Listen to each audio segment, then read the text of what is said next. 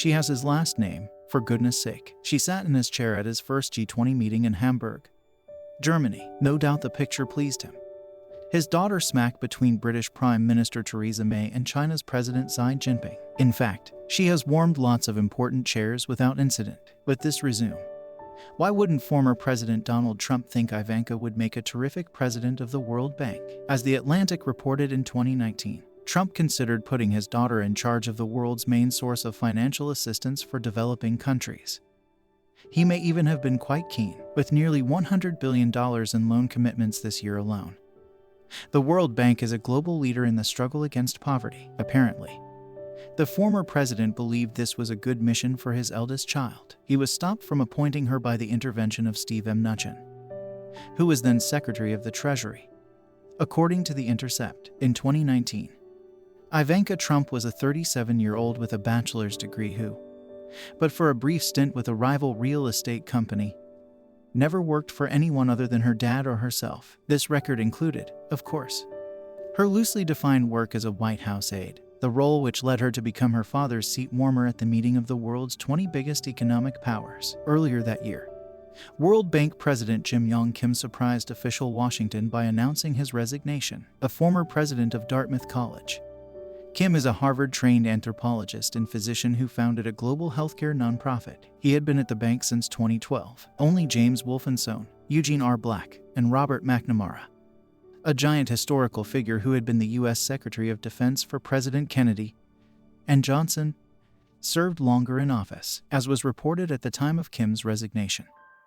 Then President Trump immediately considered his daughter for the appointment. Heidi Cruz, wife of Senator Ted Cruz, was also in the running. She had actual credentials, including relevant experience at the National Security Council and the Department of the Treasury. If he had chosen Cruz or his daughter, Trump would have been responsible for naming the first woman to the World Bank presidency. Trump said in 2019 his daughter would be a good fit at the bank because she's very good with numbers.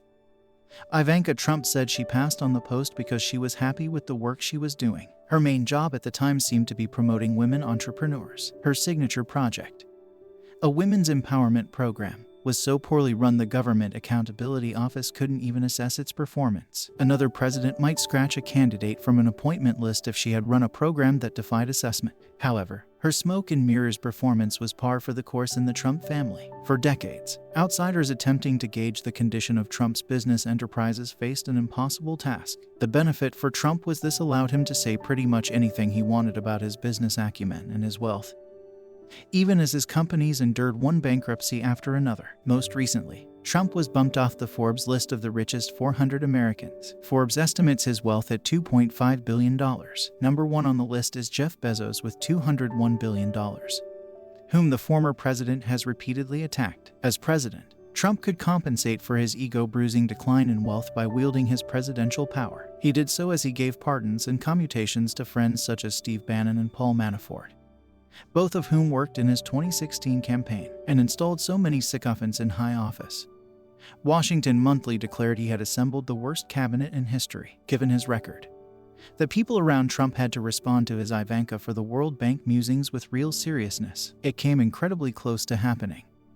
One source told The Intercept, Mnuchin, aware the whole world was watching, reportedly talked Trump out of his impulse, although Ivanka did still assist Mnuchin and White House Chief of Staff Mick Mulvaney on selecting David Malpass, another controversial figure, for the World Bank presidency. Mnuchin is also credited with persuading Trump to make a conventional choice as he named the head of the Federal Reserve and coaxing him to sign the pandemic relief bill called the CARES Act, which helped America fight the COVID-19 and endure its economic impact. That Mnuchin had to put so much effort into coaxing Trump to do the right things and blocking his instinct to do terrible things aligns with all we know about the 45th president, from the beginning of his term to the end. Chaos emanated from the White House, though many hoped he might pivot toward normalcy. He never did stop making a mockery of his office, with his sights set now on a return to office in 2024. It's no surprise we're getting new details on just how bad things were the first time around, as they tell us how bad it really was. Insiders are doing their best to warn against going back there.